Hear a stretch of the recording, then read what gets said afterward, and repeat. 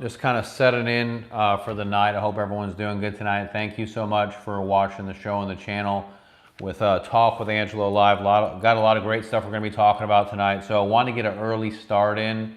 We have our daylight savings time, so we're actually behind an hour, and so it's getting darker. So want to try and get it in early so we could get an earlier start on tonight. Remember, we do our Talk with Angelo show every Thursday, 7 p.m. Central Time, and it's an opportunity, a chance for you guys to check in with Angelo Christian. Ask me any questions that you want with respect to real estate, funding, credit. Don't forget to give us a big thumbs up on the YouTube channel. That really helps us out a lot. And then also, we'd love your reviews on Google. Give us a big 5-star review on Google. That means a lot to us. And really why we do this show every single week is to educate you guys, empower you, give you the information, the knowledge, to teach you about loans, to teach you about finance, about credit, about real estate, because there's so many different loan programs. There's so many different types of investors, lenders, requirements, rules, regulations, laws that you have to follow, and we really try to empower you guys to give you a wealth of knowledge, so that way when you're out there trying to get a mortgage or trying to get a loan, that you have the information in front of you of what's needed, so then that way you are successful, so you can get the best rates, best terms, best products. And then obviously you're learning about loans. And a lot of people, when they watch our show and they watch our channel, they end up wanting to come work with us, and they want to be part of our company. They want to join our loan processing team. They want to become a loan officer. They're seeing all the success in real estate, and they want to come join the company. So we're always looking to hire really, really talented people that are interested to learn. So hey, good evening, Angela. So I hope you're doing good. So I'm glad that all of you guys are watching the show on the channel. It means a lot to me that all of your continued support, because that's why we do this every single week. And so remember, if you guys have any questions you want to ask us about loans, about products, about information, let us know. That's why we're here. We're here to help you guys, and really the essence of our existence is to help our clients to get mortgage funding. So, and we appreciate everyone watching the show. Remember, you can ask me questions. I'm going to talk about some of the relevant topics that I think are important right now in the real estate marketplace in the United States, some of the things that I'm seeing.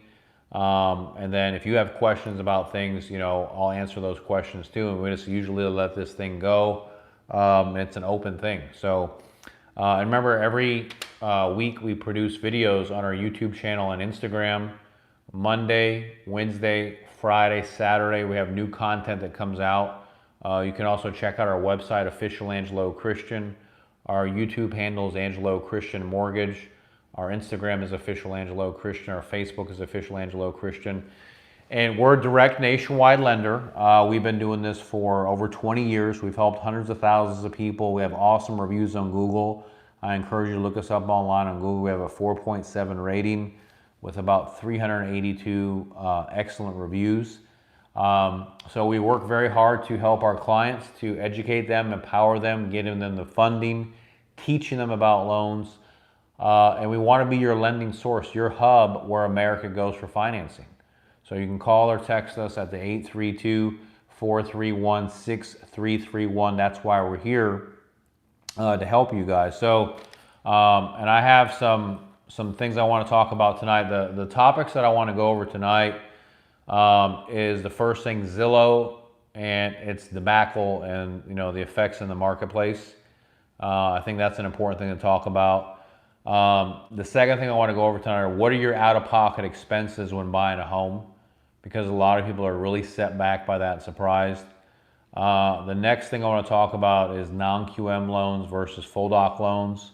Fourth thing is bank statements, catering to self-employed people. How does self-employed get a loan? And then commercial loans. So those are the 5 things that I want to talk about tonight. And if you guys have anything you want to go over, I'm happy to answer those questions as well. Okay. So the first thing is that, first things first, we all saw what happened with Zillow last week that they posted that they're getting out of the home buying business. They're going to have a $500 million loss, unload thousands of properties, and lay off 25% of their staff. And that's kind of a scary thing, for Zillow, because their stock has crashed by over 50%. And so it doesn't look good for Zillow or its investors, and it doesn't really look good for the real estate market because, they pretty much, looks like they got too greedy. They overpaid for properties, and it could put them in trouble. So what does that mean for us as consumers, lenders, investors? And I think that it's going to lead to, I don't think it's going to affect our real estate market overall in the grand scheme because Zillow is a very small company compared to the whole real estate market. But it does going to have some ripple effects. People are going to lose jobs, but other people are going to get hired on from other companies, other great talent. We've hired some people from Zillow already. The other thing is that I think it will affect house prices to a certain extent. House prices will come down slightly, but I mean nothing that you're probably going to realize because their holdings were very small relative. If you think about the real estate assets in the U.S. over $5 trillion, and they only had $500 million of assets, and what they're selling off, it's not going to really affect our market in the grand scheme of things. I do think that maybe the particular homes that they had, they may reduce the price of those, and some investors or consumers may get some deals on those. But I don't think it's going to crash the market. But what I think what's more interesting is that what I'm wondering is how many more companies like Zillow are going to, what's going to happen next? How many more companies are similar to a Zillow that have gotten affected? They've overpaid for real estate. They've gotten in trouble, and they're next to report. And could that lead to a domino or a cascade of other things? Because remember the crash of 2008, it all kind of crept up on us. Like one company, reported bad earnings, and a slew of foreclosures started to happen, bank defaults, companies going out of business, and it was like a domino effect. And I'm not saying that that's happening right now, but I think it's interesting. We need to pay very close attention to what happens next in the next year. If you start seeing other companies start to report major financial issues, real estate prices going down, job losses, lack of growth in GDP, then there could be some serious issues that happen. Okay? So, and obviously, and I always say this, nobody really knows what's going to happen because nobody truly does know what's going to happen. Nobody knows what's going to happen in the future with real estate prices or in the market. But I do think that it's interesting to see, and you need to pay close attention to it. And if you're in the marketplace, you might be able to find some great deals to be able to purchase properties. Okay. So pay attention to your MLS and see if you see properties. Contact your local brokers and see if they have any of the properties that Zillow was holding, and can you purchase any of those properties? Can you buy something 10-15% cheaper that maybe they had for sale? You never know. So but it is quite alarming, and I am a little bit concerned about the future. Because I went through a recession and I know what it's like. And a lot of people, I work with a lot of people at my office that have never went through a recession or a stock market crash. And they think that things just go up and up and up and up, and they don't. It's very painful when things go down, they stay down. So just be mindful of that. And, I'm an optimistic person, but you also have to be real too. We live in a realistic world. No one ever saw the pandemic coming, and look at what it's done, to the world. But you try to, be cautiously optimistic.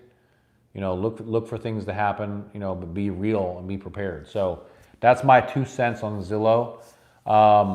And so now I want to move over to the next thing that I think is very important to talk about.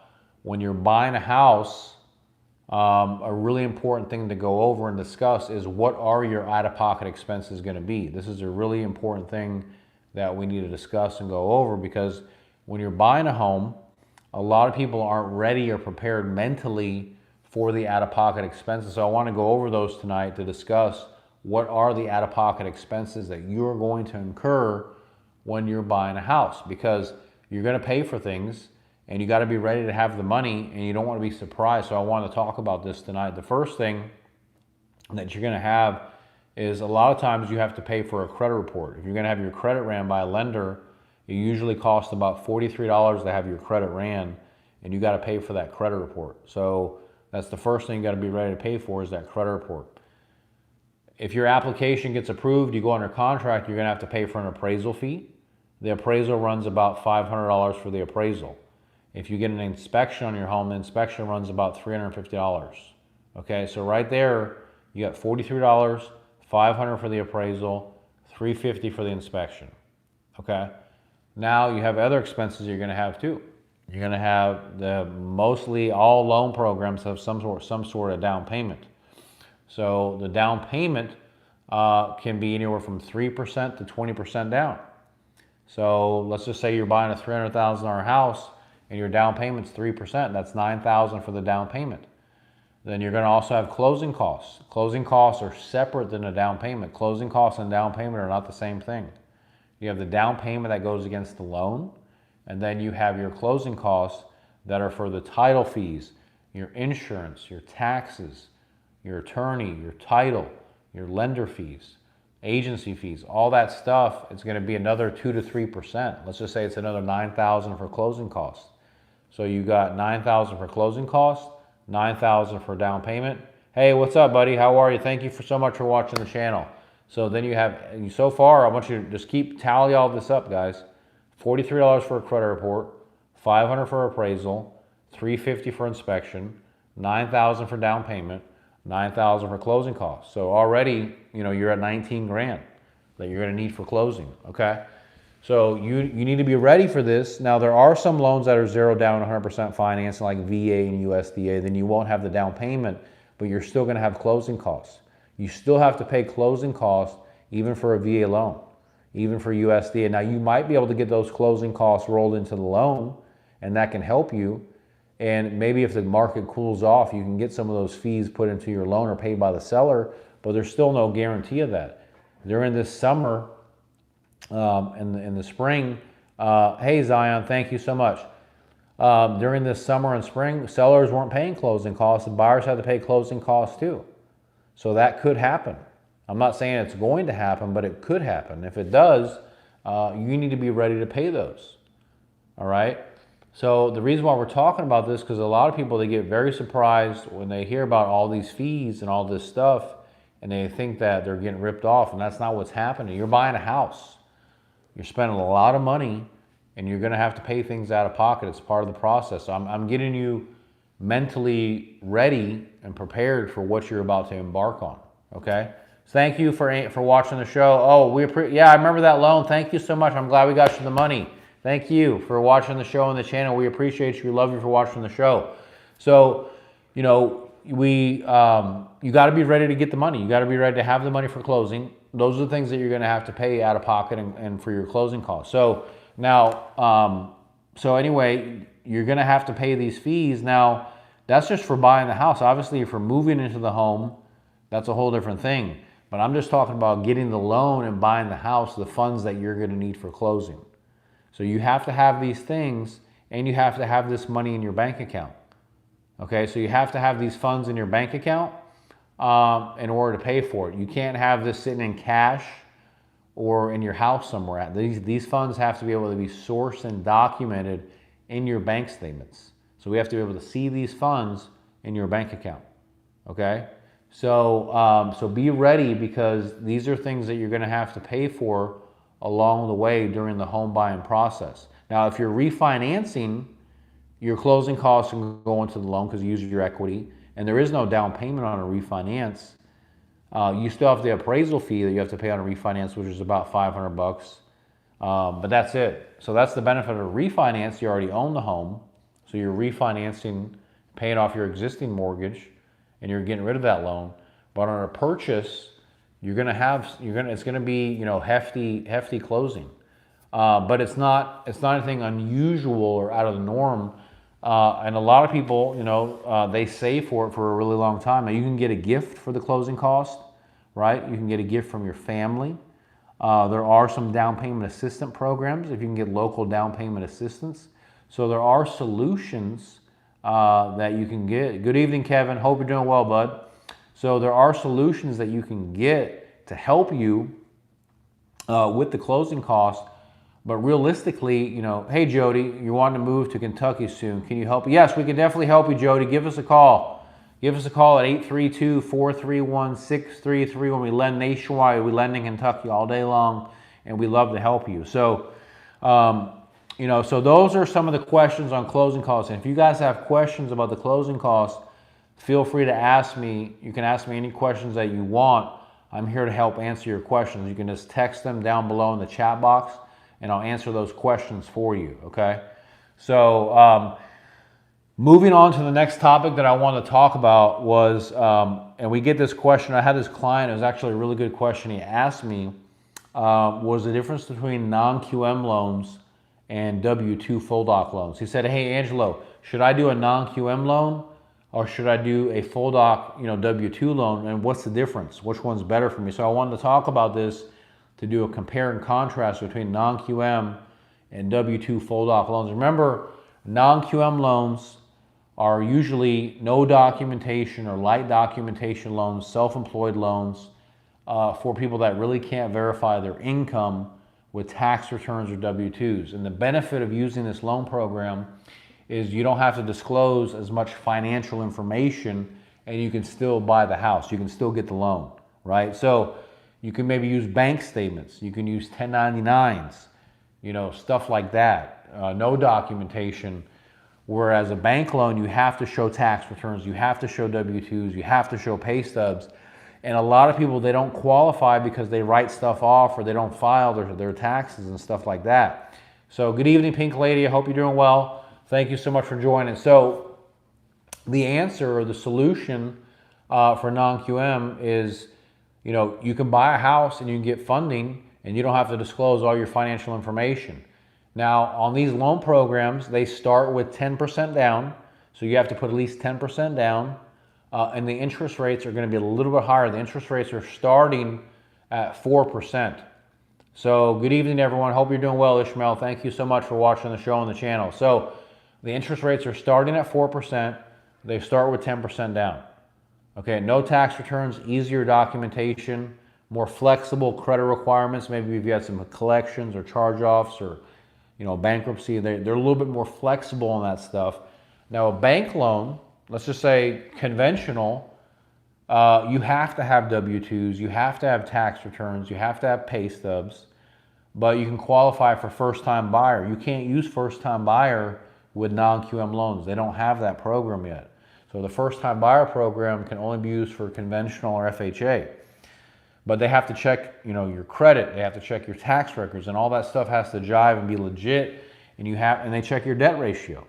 And you're gonna have to have enough income to qualify for that loan. The maximum debt ratio for conventional is 45%, the maximum for FHA is 55%.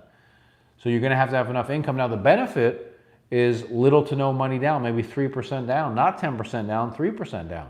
And lower interest rates. Instead of starting at a 4%, maybe you can start at a 3% rate. So you get a lower interest rate, less money down, but you have to show your taxes. And if you owe the IRS money, you have to have that money paid. You have to either have the IRS paid off, or you have to be in a payment plan for 3 months before you can close on the house. So those are the difference between non-QM and W-2 full doc. So now, depending on what bucket you're in will determine what loan program you can go with.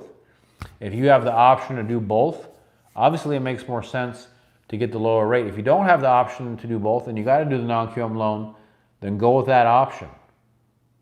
Okay, and there is no wrong answer. It's just based on what you can do. I have some clients that they can do both, but they don't want to pay, you know, the IRS all this money to claim on their taxes to get the loan Because like if they have to claim $100,000 on their income to get the loan, they owe the IRS $20,000. Look, I ain't doing that. I'd rather do a non-QM no-doc loan and not have to show my income.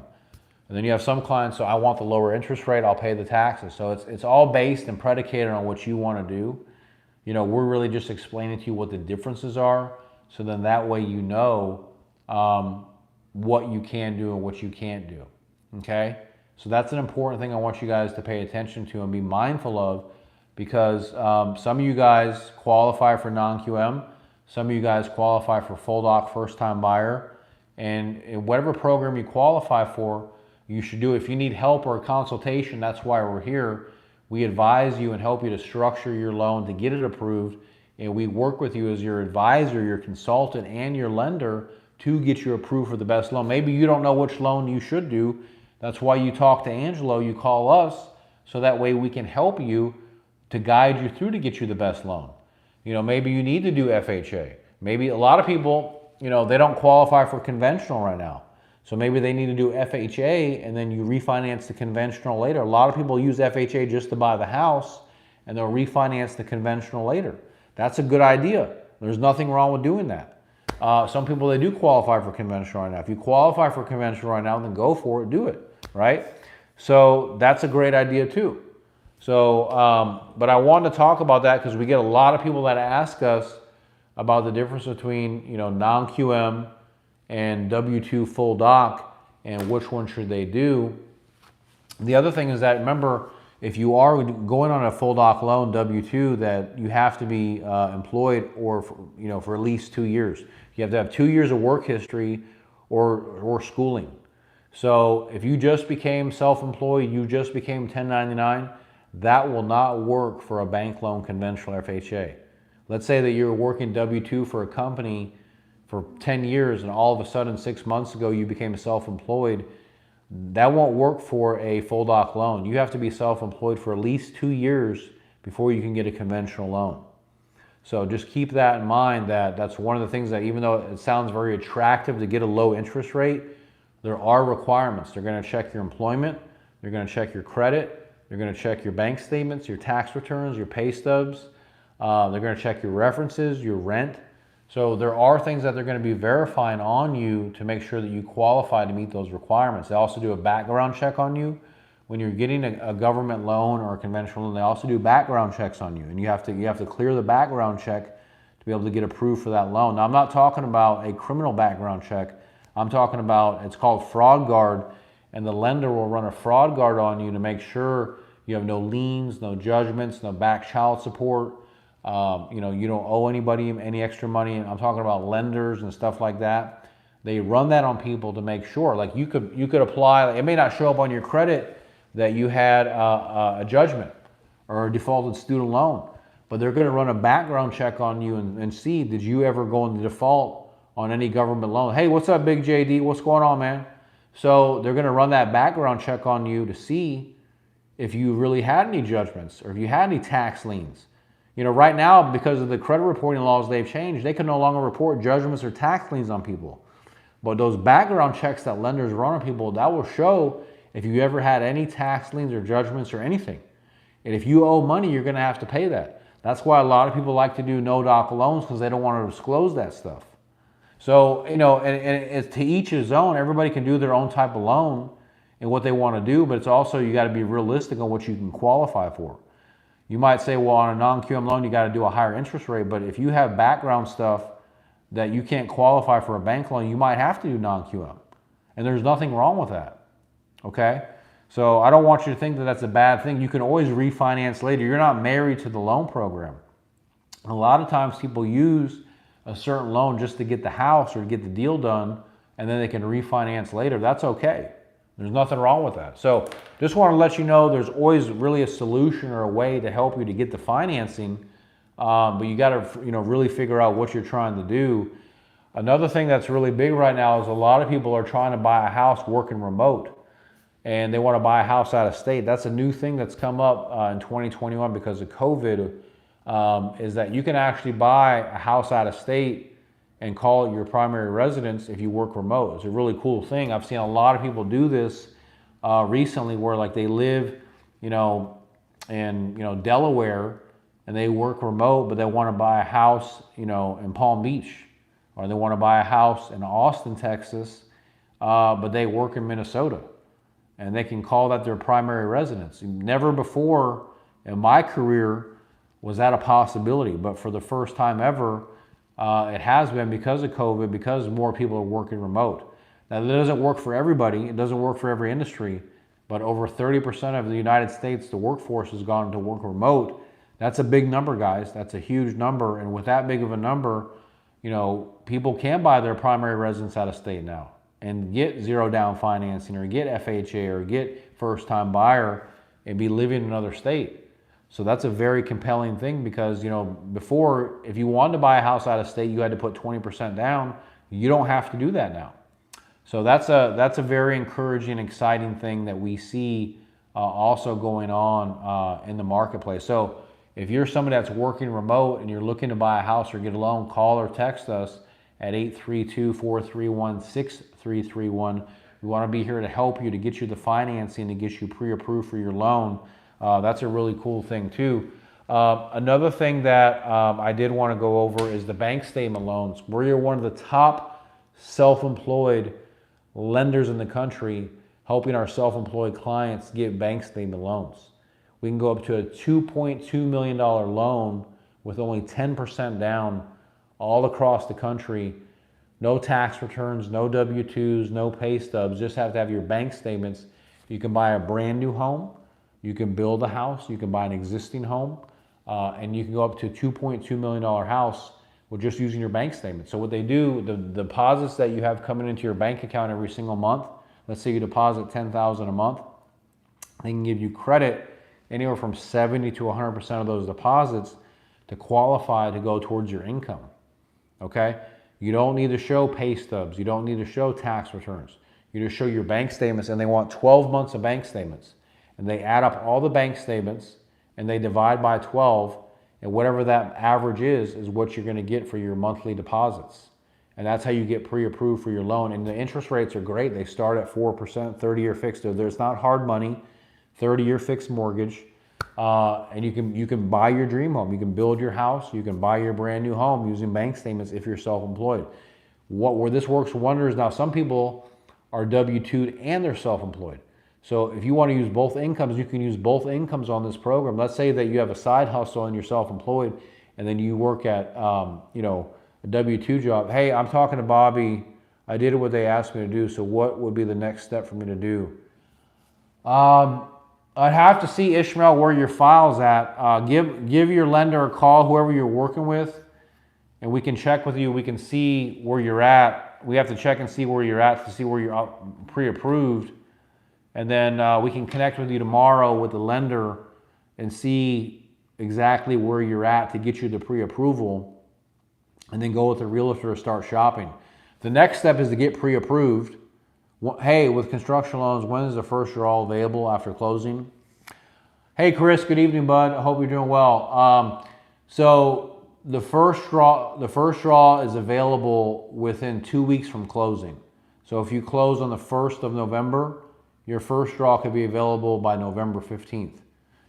Sometimes it takes longer. Sometimes it can take 30 days for the first draw, but usually within 2 weeks you can have your first draw. So, but Ishmael, Big JD, how difficult is it to obtain a mortgage under your newly established S-Corp? So it depends. If you're doing a no-doc loan, you could put loans in your company right away. The reason to put the loan in the company is to reduce your liability. But remember, even if you put it on your S-Corp or your LLC, you're still a personal guarantee on all the loans. A lot of people, they'll form newly formed companies to put their properties in the LLC, but you're still liable for the property, okay? It still reports to your credit, even though it's a newly formed LLC. Even if it was an existing LLC, you're still liable for that property, and it still reports to your credit. The only thing that's going to reduce and protect you from some liability. Now, if you're thinking about a non-recourse loan, that's a different type of loan for very large transactions or very large portfolios, not for one house. Lenders usually don't do non-recourse loan. It will report to your personal credit. Yes, sir. Yeah. And you are personally liable for that property, even if you put it in your LLC. Now, if you're talking about putting loans in your company on the EIN and non-recourse, that's for very large loans, very large portfolios for very well-established companies. And that's a different type of loan, which we also do, but not someone that's just trying to buy one rental property. Okay, you can still put in your LLC, that's fine, but it still reports to your credit. You're still personally liable. Now, if you're buying a 100 unit portfolio, then that would be a commercial loan that goes in your EIN that is non-recourse, that you're not personally liable. That's a different type of deal. Okay, so but Ishmael, what I was going back to telling you earlier is that once you get pre-approved, you'll get a pre-approval letter from us, and then you're going to meet with a realtor to start your house shopping. Once you start the house shopping, and maybe you start it on Zoom, or they create a website for you to start looking at homes online of what you're looking for, then you're going to go start looking at the properties together with the realtor, physically go looking at the property. You might look at 10 properties, you might look at 20 properties, but you're going to start shopping for your homes. Once you find the house that you want, you have the opportunity, because you have the pre-approval letter from us in hand, to put the offer. Hey, I offer you $300,000. Here's my approval letter from the bank. I've been approved. That gives you the power to go under contract. Then you sign a contract with the realtor and with the seller, and that's to purchase the property. I am putting down $1,000 earnest money. You put earnest money to take the house off the market. You usually put 1% of the purchase price. You put that down on the table to buy the property. That goes against your closing. And then we process and close loan. You send us a copy of the contract, and then we work on your closing for you. Usually closing is about 30 days after that. Okay? So, but the next thing is you got to get your pre-approval letter. Make sure you've taken care of all your loan contingencies, all your loan requirements, and then you'll get that pre-approval letter from your loan officer, and then you'll take that pre-approval to start shopping. And then once you find the house that you want, you're ready to go. You can put the contract, and then we'll process and close the loan for you, and then you're ready to go. Okay? So, and you just got to get with your realtor and your lender tomorrow, and then they'll get it all taken care of for you right away, and then you can start your home search wherever you're looking to buy. The main thing is just make sure that you've taken care of all your loan contingency requirements, you've taken care of all your conditions, and then you're free to purchase the house. Okay, just ask your loan officer, hey, what are my conditions, what do I have to do? You always have conditions that you have to clear, things you have to get on your loan, okay? So, but great questions, guys. Very good questions that you guys are asking. And I appreciate the questions that you guys ask, because it teaches, sometimes it reminds me of the things that I like to do podcasts and videos about, because they say, hey, he just brought up an LLC and an S-Corp, and remember, I can talk about that on my next podcast or my next video. So that's a really cool thing, and I appreciate you guys asking me those questions. So anytime you have questions, please don't be shy to ask those questions. I want to hear from you. I want to know what you're thinking, because that will also help to educate everyone watching the show. A lot of people, they come back later to watch these shows, and it teaches them a lot, and they really, really enjoy watching our podcast and our live feed, because they learn so much about loans and real estate. So I'm really glad that you guys are asking these questions, because there's a lot of people out there that want to know, okay? Like construction loans. A lot of people want to know about construction loans, how they work. A lot of people think that a construction loan is the same thing as a permanent loan, and they don't know the difference on that. That's a big, huge thing too, is construction loans. So construction loans, they're different than permanent mortgages. And a lot of lenders don't do construction loans. We do construction loans. And we love construction loans. It's one of my favorite loan programs. And it's like what Chris was talking about earlier, where you can buy the land and you can build your house.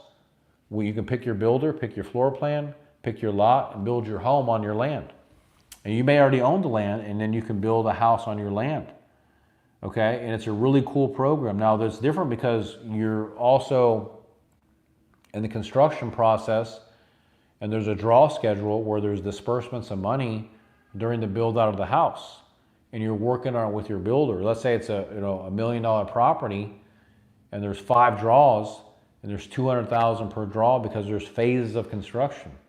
On construction, there's phases of construction, and every phase there's a different draw of money that's released. But there's also expenses for inspections, people that have to be paid, vendors, all different types of vendors. Like usually you have your first phase of construction where they do the foundation, then you have your frame, you have all these different layers of construction, and there's also interest on the loan that's accruing at that time too.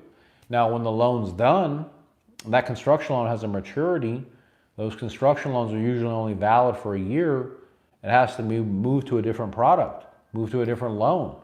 And so, and that's when the loan will roll over to a permanent mortgage. And when it goes over to a permanent mortgage, that becomes a 30-year fixed mortgage, for example. And then we have some products called one-time close construction, that you have the construction loan and the permanent loan all baked into one loan for you. It's called a one-time close construction. And we do a ton of one-time close construction. And we specialize in that product. It's a wonderful program. And we work very hard to deliver that for you guys. And we really believe in the one-time close construction in the future because people can control and take the power back in their hand away from the builder and pick out their lot, pick out their floor plan. What is the first-time buyer program, Gerard? I'll talk about that. So great question. And that's an encouraging, exciting thing for people because they can build their dream home. They can take the power away from the builder or the developer and build their beautiful dream home. They can buy a piece of land, an acre piece of land, 10 acres of land, 5 acres of land, and build their house. So that's an exciting thing for people to be able to do.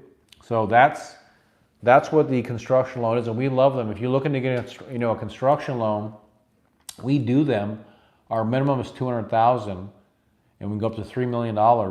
Call or text us at 832-431-6331. We want to hear from you if you need a construction loan. Okay. So, okay, you asked Gerardo, what is the first-time buyer program? So, basically, there's many different types of first-time buyer programs. There's FHA, there's USDA, there's conventional. Okay. A first-time buyer program, and the definition is someone that hasn't owned a home in the last 3 years. If you have not owned a home in the last 3 years, you are considered a first-time buyer. Okay? So you have access to special programs like the USDA and the FHA conventional with 0 down, 100% financing, or as much as 3.5% down. Now, the thing why does this matter? Because normally, if you're not a first-time buyer and you try to go get a loan from a bank, you have to put 20% down. You have to put 10% down. So let's just use an example that you want to buy a $300,000 house and you're a first-time buyer. We have first-time buyer 0 down and first-time buyer 3.5%. Let's just say that it's 0 down. Then you can buy that home, okay, $300,000 home with no down payment. Now, if you go to your bank and say, well, I would like to buy a home, how much is the down payment? They're going to say, well, it's 20% down. So if it's a $300,000 house, you have to put how much? $60,000 down. So the first-time buyer, you put 0 down, or the bank loan, you have to put $60,000 down. So that's a huge difference to a lot of people. A lot of people do not have $60,000. A lot of people don't have $30,000 to put down. So you can use your first-time buyer program to buy that house and put 0 down or 3% down. So it's a reduction of down payment, and you can also get closing cost assistance. Sometimes you get the closing costs put into the loan. Sometimes you could get the closing costs paid by the seller. Now the requirements for the first-time buyer is haven't owned a home in the last 3 years, 620 or higher credit score, a debt ratio below 45%, has to be a fully documented loan with W-2s, pay stubs, tax returns, okay? And if you meet these requirements, then you're eligible to apply for the first-time buyer program. We offer the first-time buyer program, and we can get you pre-approved as your lender. Interest rates start really low as 3.5%. for the first-time buyer. They can go higher. I'm not saying you're going to get 3.5%. I'm saying they start at 3.5% and they go up from there. But it's a wonderful opportunity for you guys to have home ownership, because the thing is, why waste the money on rent? A lot of people, they can afford to make the payment, but they don't have, like we talked about earlier, the cash to close. They don't have 20 grand, they don't have 40 grand, they don't have 50 grand, but they can come up with 1,000 or 2,000 or 10,000. The first-time buyer program may be for you, may be a better program for you. So if you want to do the first-time buyer program, we can help you with that program. So don't think you have to waste money on rent. Don't think you have to save $60,000. I may stick to my first plan with the bank statement loan. I'm in the 10% down plus. There you go. Do it, Pink Lady. Do it. Make it happen. Make it real. Make your dream come true. You deserve to own a home. Life is too short to not get what you want on earth. It's too short, guys. Go for what you want to do in your life. Go for it. If you want to own a house, and that's on your vision board, that's on your dream board to own your home, you got to do it. You got to make it happen. And we want to be here to help you to make that happen, to make that dream real. Okay? So, yes, first-time buyer, great program. I hope that helps answer your question about what it is. Okay? So remember, you can always call or text our office at 832-431-6331 if we can help you with any of these loan programs. The first-time buyer program may be for you, you know, and you might be able to get approved for and get 0 down 100% financing. We want to be able to help you guys to get that loan. It's a very attractive program. If you make $100,000, Ishmael, it depends. You know, maybe $500,000 to $600,000, what you can qualify for. Maybe it depends on your overall debt ratio. So we're gonna make sure that the team reaches out to you tomorrow, so we can help you to see. But usually, if you make 100 grand, you can qualify for $500,000 to $600,000. You know, somewhere around there, plus or minus. So it just depends. I mean, there's other factors like we talk about, you know, debt ratio. So it depends on what your debt ratio is. But I would say somewhere around $500,000 to $600,000, if that helps answer your question. So we got that taken care of. We talked about the first-time buyer. We talked about Zillow. What are the normal out-of-pocket expenses? We talked about non-QM versus full doc loans, bank statement loans, first-time buyer loans. Does anyone else have any questions or anything else they want to ask me before we wrap it up? If anyone has questions, let me know. I want to answer your questions for you. And if not, we'll go into the Amazon giveaway. Remember, we do an Amazon giveaway. All we ask is that you answer the question correctly, and then you leave us a good Google review, a 5-star Google review, and then we'll send you the Amazon gift card. So that's all we ask of you to do, is leave us a Google review, and then we'll email you the Amazon gift card. Just answer the question correctly, and we will give you a free Amazon gift card emailed to you. We give it away. You're a 12% ratio, then you should be perfect then. You should be able to go up to the higher amount. If that's true, and you're making 100 grand a year, you should be able to go up to a $600,000 house. Now, it depends on what county that you're in. Take into account your paycheck and other routine deposits. It can, Chris. If you're self-employed and you're W-2'd, you can mix both of those on a bank statement program. If you're self-employed, you can mix the W-2s and self-employed. For example, I have a client. He is a chiropractor. Okay, but he's also get this. He's also a music artist too. So he sings music. He gets paid. He puts all the money in one account. He's a chiropractor and a music artist. And so he has money coming in from both jobs. So you do not show the taxes on your business, no. You just show the bank statements. So he has the money coming in from the chiropractor, where he's W-2'd as an employee. And then he has the music business, where those are just like Zells and Cash Apps and Venmos and deposits and all this stuff. So you can add both of them together to qualify for the loan and to help you to qualify for more on the loan, done at the beginning or the end of the loan process. That's a great question, Shirley. So yes, that's actually a really good question. The background check is done in the beginning of the loan process. That's a very good question, actually. So now there are things that are done at the end of the process too. They check the credit again. They check the employment again to make sure you're still working, to make sure you haven't taken on any new debt. But they do check that stuff in the end too. But the background checks are normally done in the beginning. Okay, great questions. Okay, so we did talk about, so I hope that answers your question, Chris and Shirley. Those are good questions. So, oh, you're welcome. You're welcome, guys. I appreciate you guys for watching the show and the channel. So let me get you guys this money so we can answer this. So for the $100 Amazon giveaway, and we do this every Thursday, we're giving away free money on our show. All we ask is that you leave us a good Google review on Google, and we'll hook you up and get you that money. So for the bank statement program, okay, I want to talk about that, the bank statement program. So we talked about that a lot tonight. So what is the purchase price that you can go up to on the bank statement program? So who can answer that question first? What's the purchase price that you can go up to on the bank statement program? Who remembers that? Okay, Shirley. Okay, we got 3 people that got it. Wilson got it. Shirley got it. And RM Racing. What's that, RM Racing? 3 people answered that correctly. And Frederick Pullum. 4 people. So you guys text me your email address. Text me your email address. Orion from the current loan. Oh, okay. Well, cool. Well, if you want an Amazon gift card, we'll send you one, bud.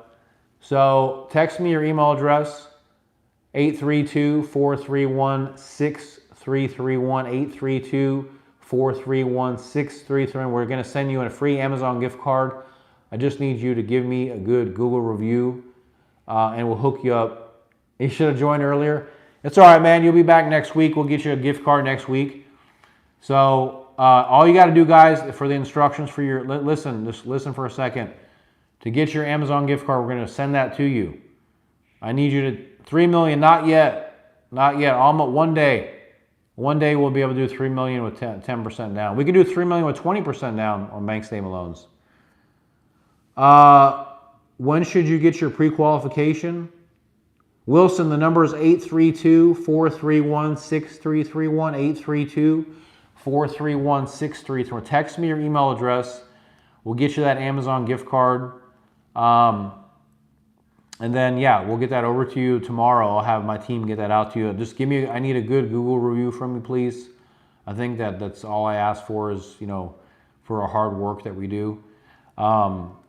832-431-6331. Text me your email address. We'll get that out to you. And then, yes, if you, Pink Lady, if you want to buy the house in September, I would say get pre-approved by June. Give yourself 3 months to figure out the file, go through the credit, go through everything. Let's figure it out. Give yourself 3 months. Okay. I hope that helps, guys. We appreciate everything. Happy holidays. We take care. We love you. Stay strong. Peace out. We'll see you guys next Thursday. Take care. Later, guys. Bye-bye.